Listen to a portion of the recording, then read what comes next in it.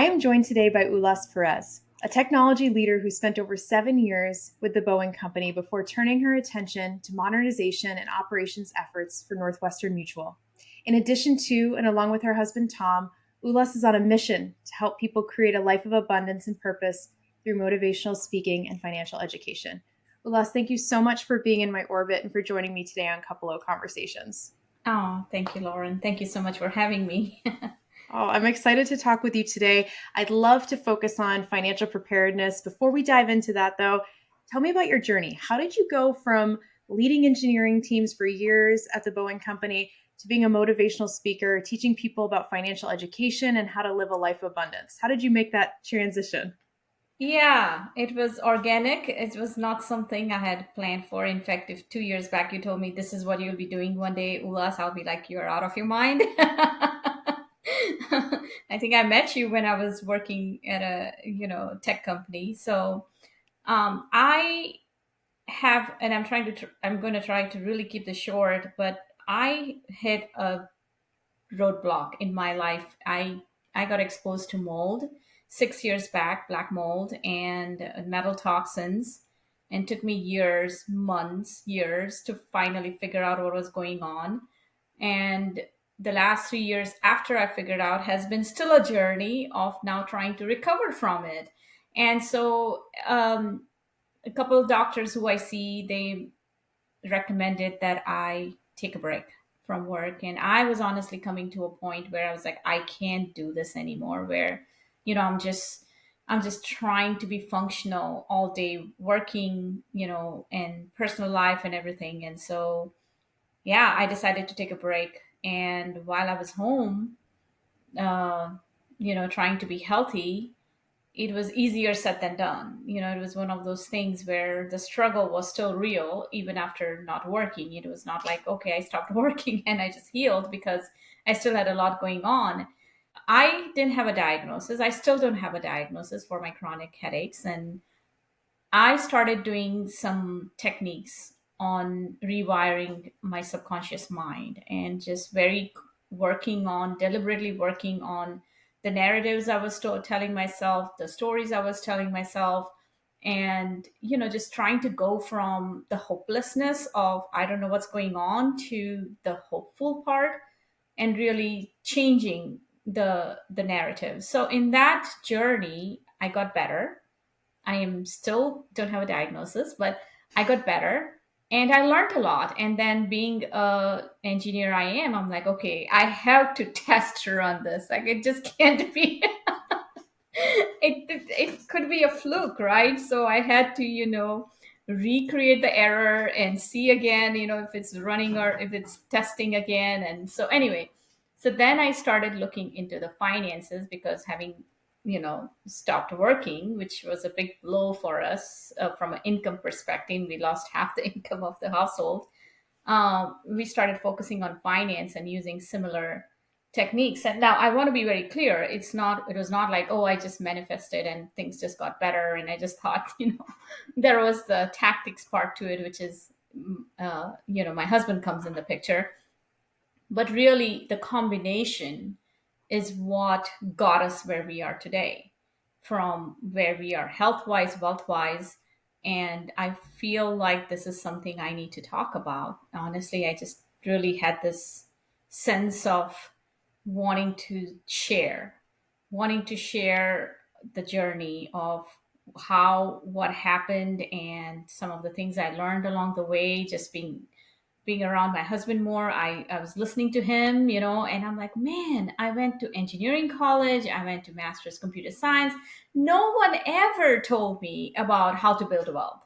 I mean, I learned how to get a good salary. I learned how to ask for a promotion. I even learned how to ask for a pay raise, but no one ever told me about building wealth. So, it was like a personal journey of my personal journey on abundance, and then my experience watching what I'm watching, on how a lot of people in tech, or people, professionals in general, we don't hear about wealth building. So that's a very long answer, but that's where I am, and that's how I got started. And, yeah.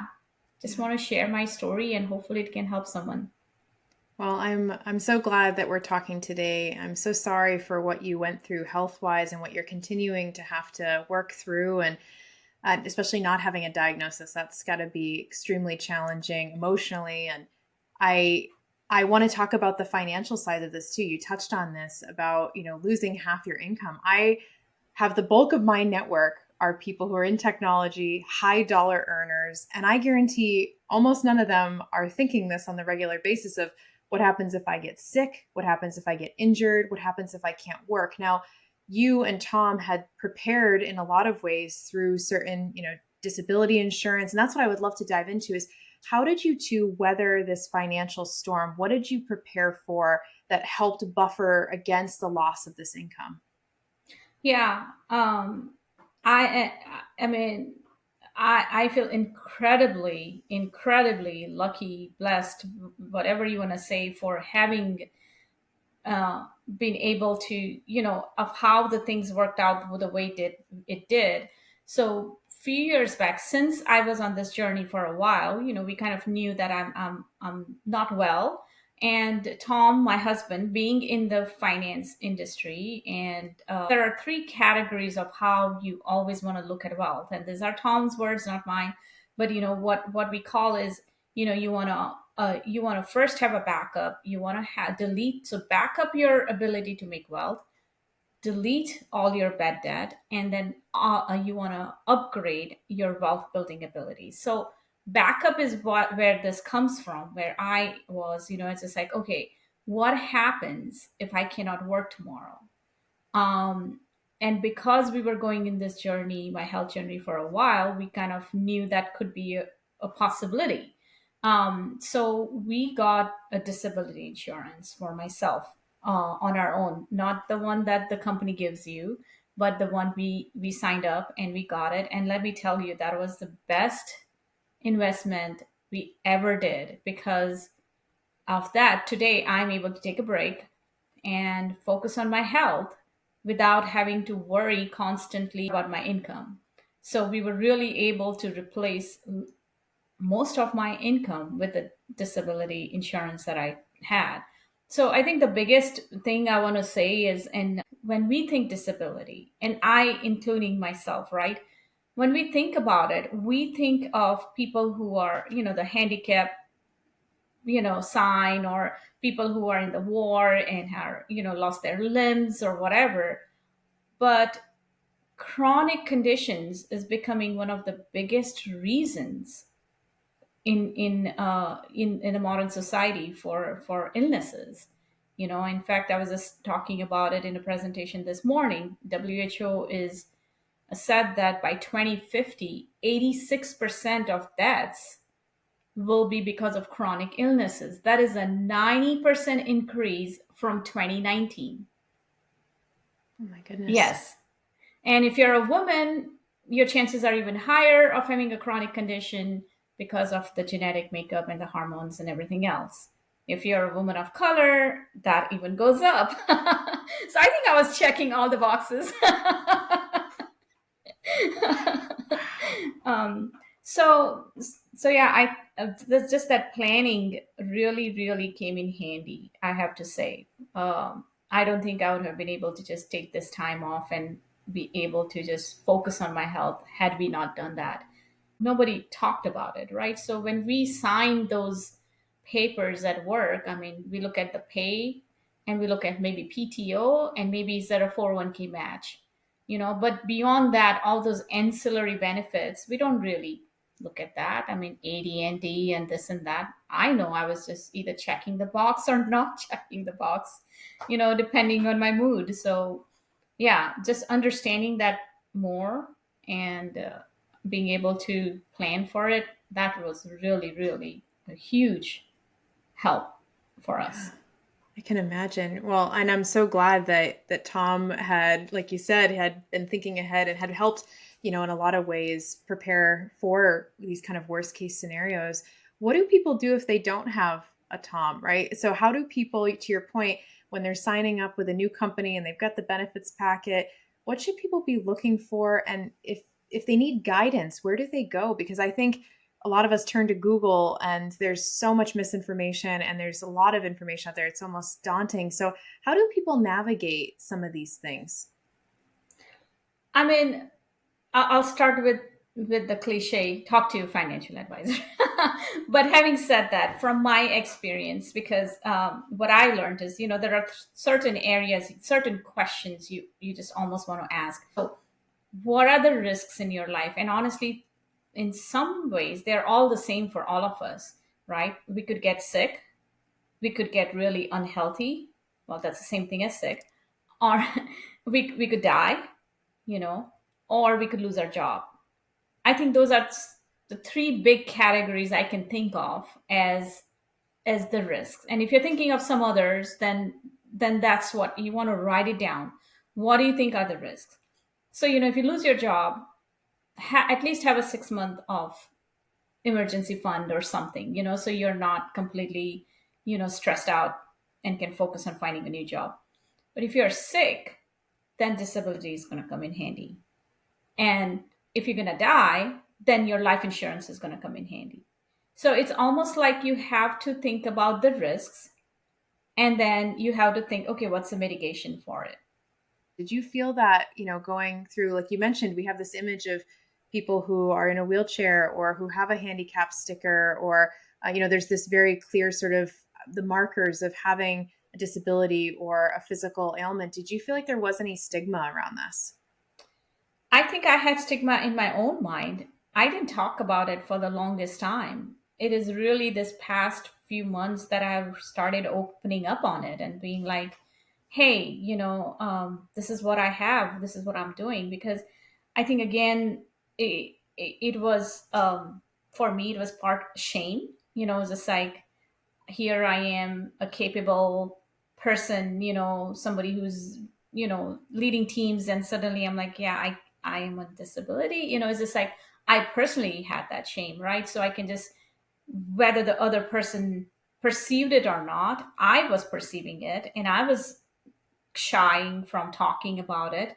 Um, but I think the more and more I'm learning, and I'm like, gosh, I am not an exception. This is going to be more of the norms. The other thing I realized, the more I talk to other people, the more I realize where somebody was saying, oh, yeah, I have hypertension, or oh, yeah, I have an autoimmune, or oh, yeah, I have migraines. And my head is just going like, wow, there are so many people. Any one of this could end up like me one day, where it goes from, yeah, I'm managing it, to where it's like, I am just down, I can't do it. So there's definitely stigma to it. Like, I personally was uncomfortable talking about it, so I think there's there. But the awareness is going to be important, and the awareness of not just it's somebody in a wheelchair. It's like people who may look normal, because I have now gone and spoke, and women come after me who used to work with me, and they're like, wow, Ullas, I didn't know you were going through so many health problems, right? So it's like, it's, sometimes very normal looking people are also struggling, and we just don't know that unless we talk about this.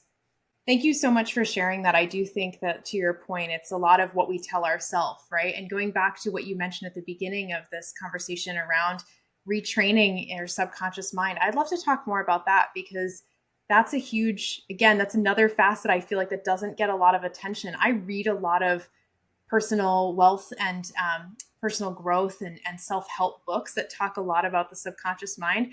I'd love for you to share, what have you learned, and how do you feel what message do you have for people around how they can change their mind? Yeah, totally.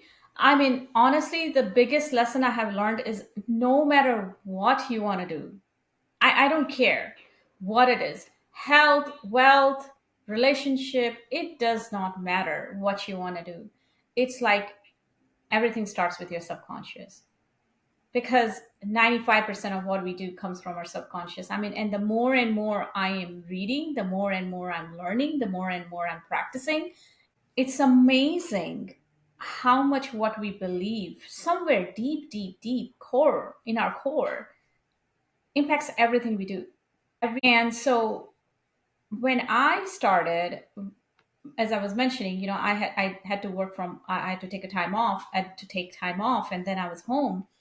And at first, it was not a whole lot different. It was just like I was still just sick and just fatigue and just unhealthy. And then I remember one day my husband, who loves to exercise, and he just walked into the house and he was beaming. He was just, and it was not the glow from the perspiration, it was like, and I was like, what's going on? And he just looked at me and he said, I'm breathing. I have air in my lungs. And at first I was like, yeah, right. But that just started the whole thing of, wait a second, I'm breathing too.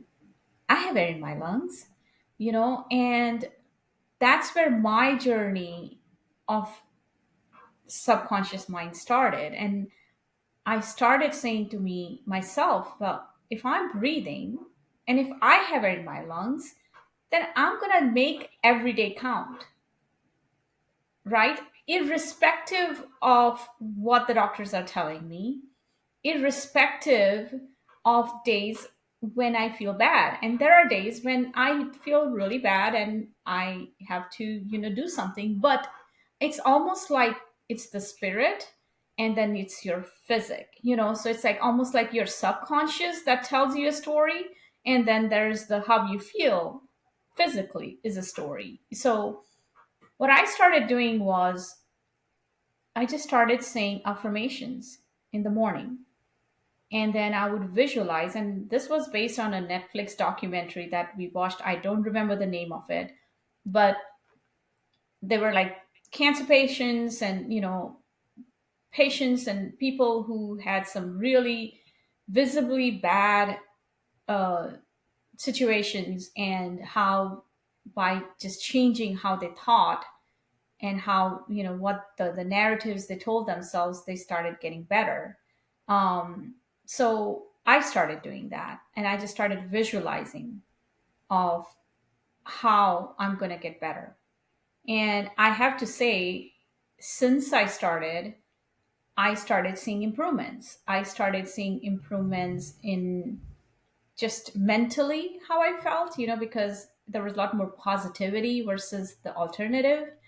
Um, but then it's the interesting part, and I still can't completely wrap my head around it with my logical brain, is something happened where I started finding answers and, just connecting with people who would help me find answers. And um, it's I can't articulate that enough about how it's almost like something happened. It was not overnight, it was not a miracle, but it's all, how when we say we put your mind to something and then it happens. That's what it was. It's like you're when you start telling a story of I am getting better, then you start finding ways to making that happen. And financially also same thing. When I first quit my job, we didn't have the conscious mindset of like, oh, you have disability, you're fine, you can quit your job. No, we didn't do it that way. We just said, okay, I can't do this anymore, this is the right thing for my health, and I'm going to quit. And it was only afterwards that we really started putting, because again, we thought I would not qualify for disability, right? Because I didn't have a stage 4 cancer, so to speak. So it was again me just thinking and visualizing and affirmations of we are good financially, or I'm good, my body is a self-healing body, whatever affirmations I was saying to myself, that led us to be like, hey, we need to look into this and file a claim. So again, it's almost like I don't have enough experience like Joe Dispenza or some of those people who can just say, you know what, this is just, yes, it is there, it's so powerful. But I can say from my experience that something does happen. something deep, deep happens when you, depending on what you tell your subconscious. So for anybody who wants to even just experiment, I would say just experiment and, see what happens. For the next month, take one affirmation, whatever is near to you, you know, and then just start saying it in the morning Yeah. and start I, visualizing it, like literally step by step by step, and then see what happens. I love it. And I think that even if there isn't magic, I do think the worst thing that happens is you feel much better. It's we spend most of our day, and I have to work on eradicating thoughts of negativity or self-deprecation or not being good enough. And that's the easy sort of route when you work hard to overcome that and change it and change your mind. It's, if nothing else, it's very powerful. It affects you emotionally pretty quickly, and so but I do think there's a lot of magic that goes along with it. So what do you wish people understood outside of what you just already talked about when it comes to the power we have to change our mind and our circumstances as a result? But are there other things that you really wish people better understood? um that slowing down is so important. That our lifestyle, the one that we currently have, is really so detrimental. And if we can change the pace, and we can't. I mean, I'm sitting here right now. I actually have not have a 9 to 5 job, and yet, trying to keep up with everything is still hard because it's just the pace we live in. But then finding those moments of where we can deliberately slow ourselves down. I wish I had known that more of the impact it has on us. And the other thing is that I wish I had known then what I know now, or even 10 years back, what I know now is building wealth and making money are two different skill sets. It's not the same. Building wealth is in many ways boring.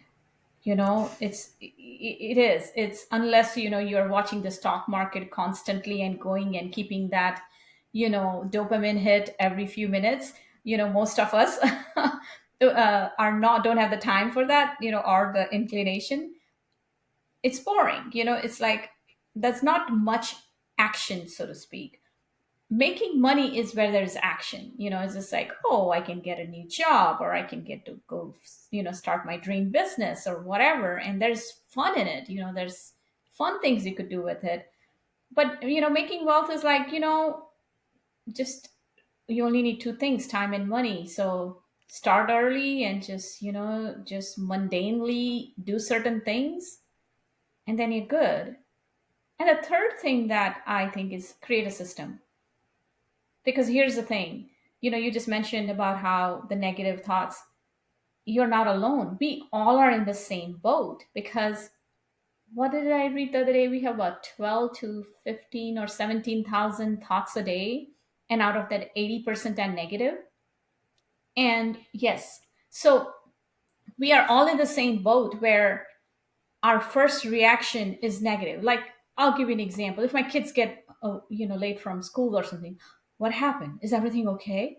You know, I don't think, oh, they're just having fun. Most times we think, oh, like the teacher called me the other day. I was running late, and she's like, "Oh, there's an accident on the highway. I hope you're okay, right? I'm just checking on you." I'm like, "Yes, I'm fine."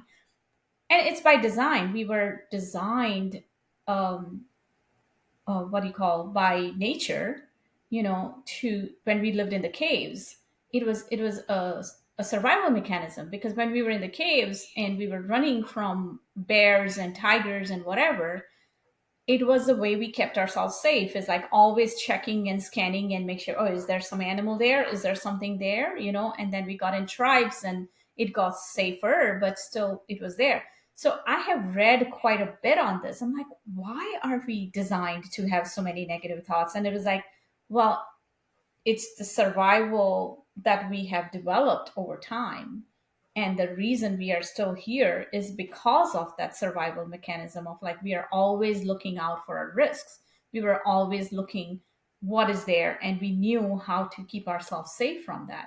So it was done for the right reason. It exists for the right reason. The problem is in where we are today. We have got into the habit of being in that survival mode when it doesn't need to be. Knowing, I wish I had known that then what I know now is like we are just designed to have negative thoughts.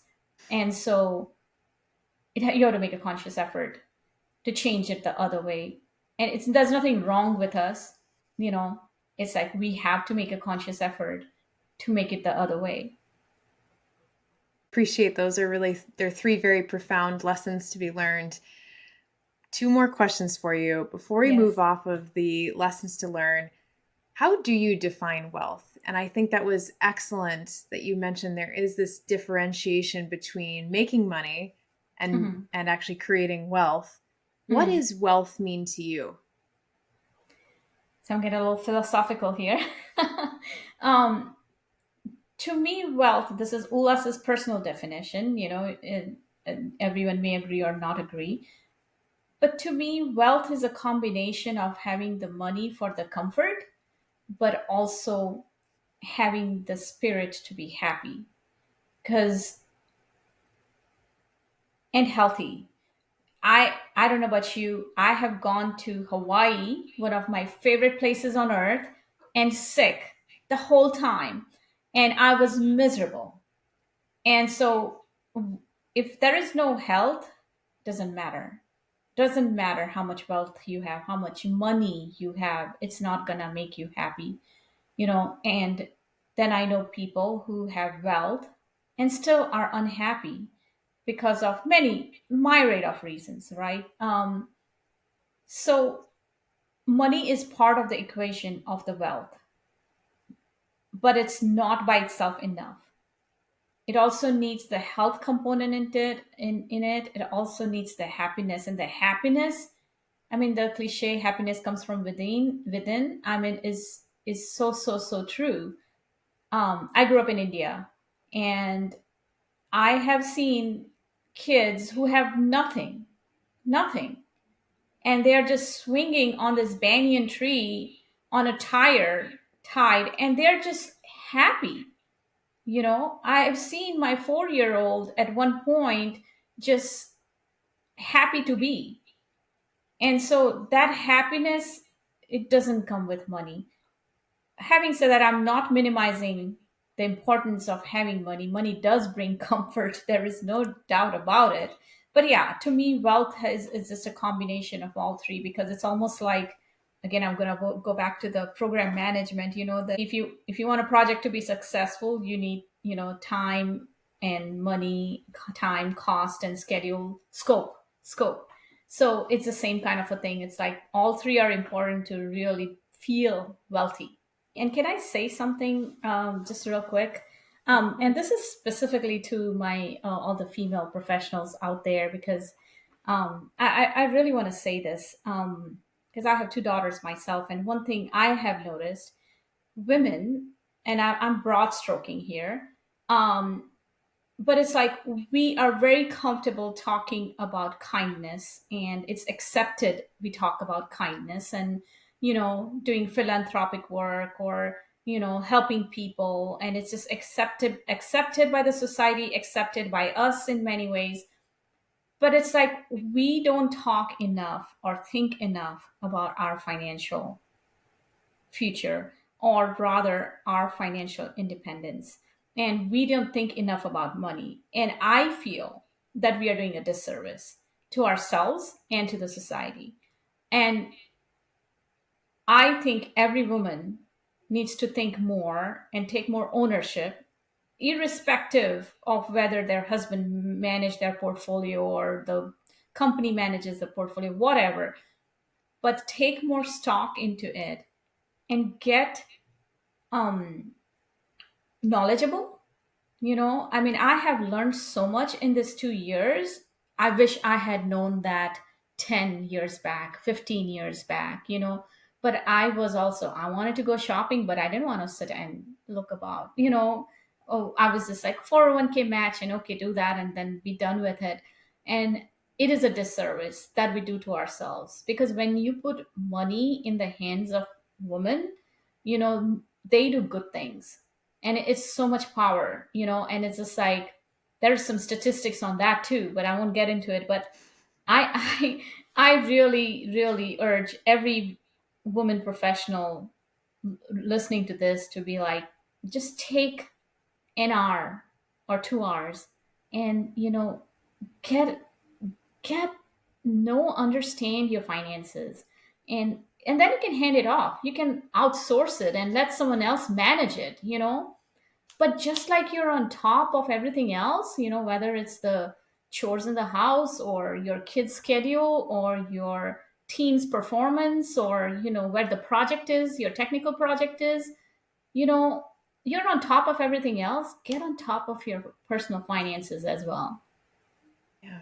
Amen to that. I think we do not spend nearly enough time on financial literacy. And I think that there's all of us could use more time and more attention to that subject. And I do think that it's very important for women to, to take seriously that responsibility like they do with so many other things in life. So I appreciate you saying that. And I take that very seriously as well. Well, thank you again, Ullas. This was just such a wonderful conversation. I feel, like I said, inspired by you, grateful for you. And I'm so thrilled that I had the chance to have this conversation today as well as before. And I think there's a lot that people can take away from this conversation about health, about navigating that journey, preparing for what could happen in worst case scenarios if life throws you a curveball, and also recognizing how important health, wealth, and happiness are, which is something we all could use a little bit more of.